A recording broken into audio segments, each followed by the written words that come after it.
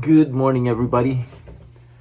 Bitcoin Mario is here to do another video on my favorite subject, which is YouTube. I'm gonna do something a little bit different today because last night got home about 1 o'clock in the morning. Me and my wife watched a concert. It's been like over a year since our last concert. The concert we watched was Billy Joel, which is an old favorite. He used to be very popular in the 70s and 80s. Seems like every concert I watch now are, the dinosaurs, the oldies. Because before him, we watched Lionel Richie last year, and before that, we watched Chicago and Earth, Wind and Fire, and before that, we watched Santana and the old bands that I used to listen when in my 70s and my 80s. Anyway, Bill Joel, that was a very good concert. We took light rail, which is a train system in Seattle. We started in Angle Lake, which is past about, I would say about an hour from downtown Seattle to Angle Lake via using the light rail.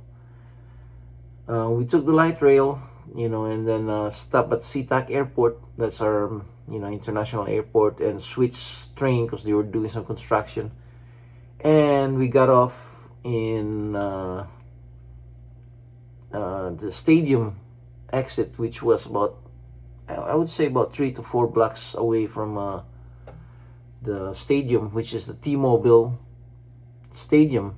The T-Mobile Stadium is the one used by the Seattle Mariners, the baseball team.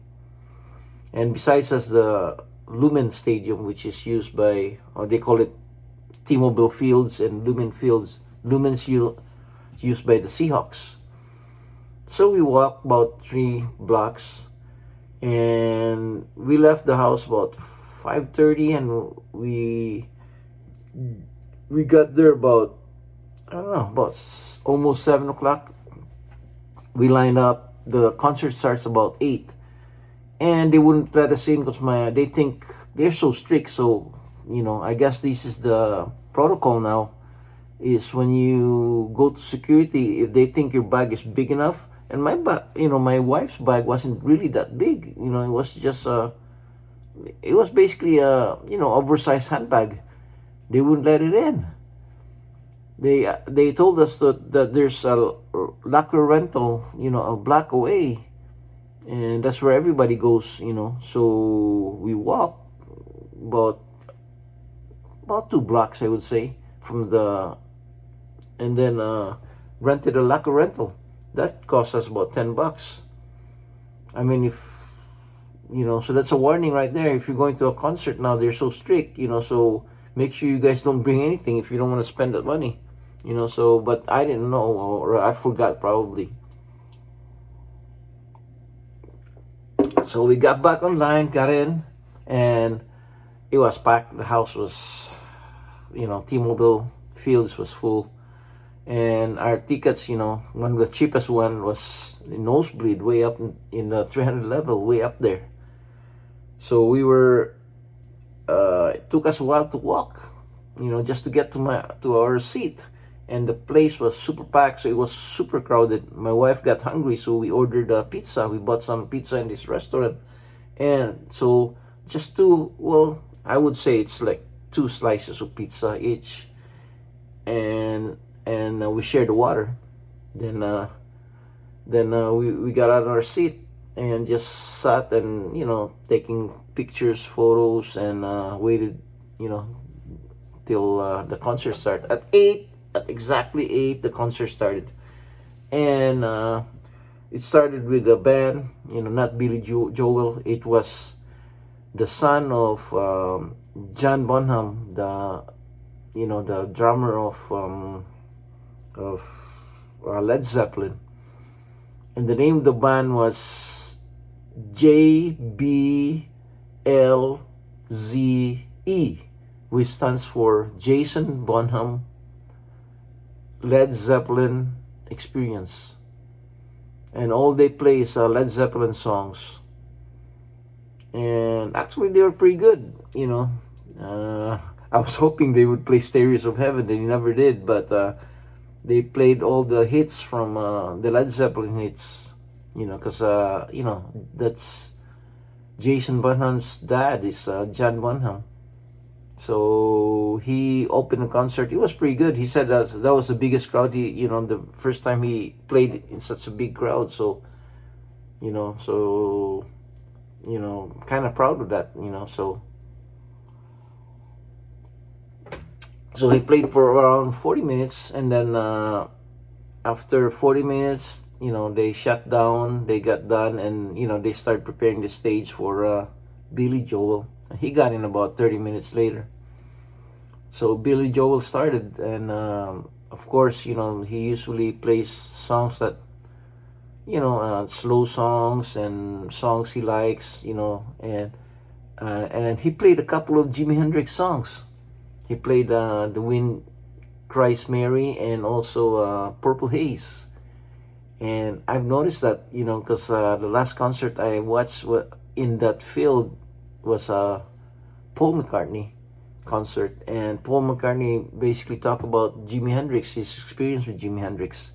So it seems like they try to connect with the crowd, you know, because Jimi Hendrix is from Seattle, and they know that, you know, so they kind of try to connect that, you know, they admire him, you know, and they, you know, it's like a tribute to Jimi Hendrix. So Paul McCartney did that, and now Billy Joel did that.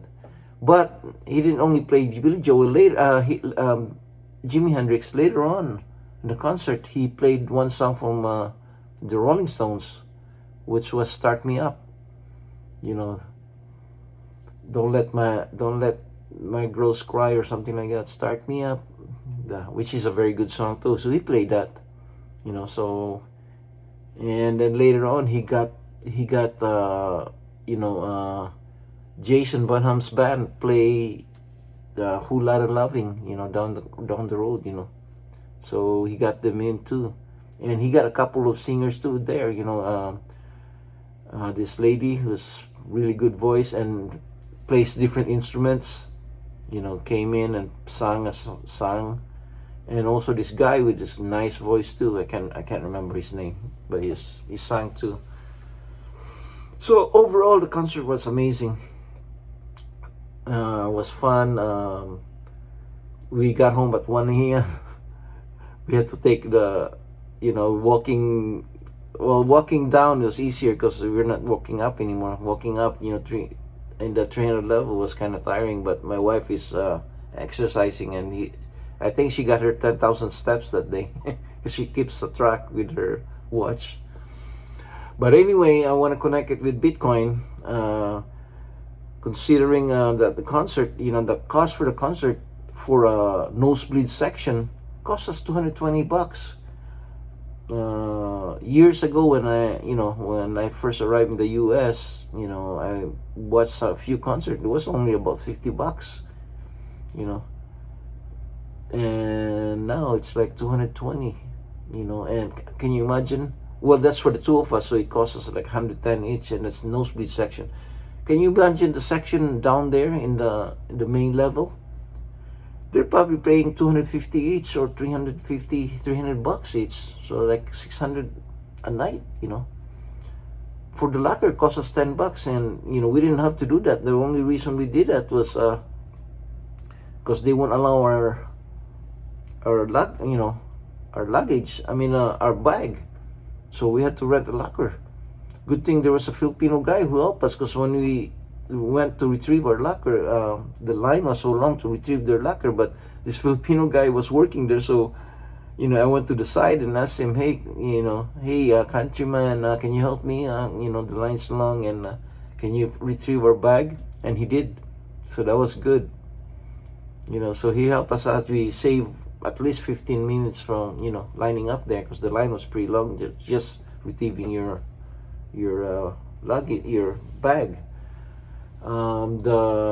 The light rail costs us $12 round trip, which is not bad. So it's average about $3 one way, $6 both ways. So $12, I would say that's fair. The food, man, the 2 slices of pizza and the water costs us $38. That's expensive, you know. So basically, what I'm trying to say is, inflation, you know, is really bad, and yeah, well, there's always inflation every year. So I'm not trying to say, so inflation, it really affects us, especially me, because I'm retired. I'm only receiving Social Security, and the money I save, I put it in Bitcoin, because I try to invest in Bitcoin. And not only in Bitcoin, I do have stocks, and I trade, the rest of the altcoin. So I don't know if you heard the news, but Ethereum got accepted as an ETF here in the US. So that would, push the altcoin, which is good. For me, that's good news, because I do have some altcoin, and that would help. My Ethereum really went up, which is good. But anyway, can you imagine if the world was, if Bitcoin was legal tender in the US, and we use Bitcoin as a medium of exchange? Instead of worrying about inflation, that's Bitcoin is deflationary, not inflationary. So our money would be worth a lot more, and everything would be a lot cheaper. So I really think we need Bitcoin to solve our problem in the world, not only in the US, but all over the world. If Bitcoin was used, that would solve the inflation problem, because the government, which is a centralized, the fiat money, it will just inflate all the time, because they use that money printer all the time. They keep printing that money. So folks, if you believe in Bitcoin, we should all try to push Bitcoin as a legal tender. Not only because I'm doing it for the Philippines, that's my goal, but hopefully in the US, there's also a movement to make it legal tender in the US. And that's my show for today. That's hopefully, if we can connect, we can help the world by accepting Bitcoin and start adopting Bitcoin. Thank you very much. I'll see you guys tomorrow. Thank you.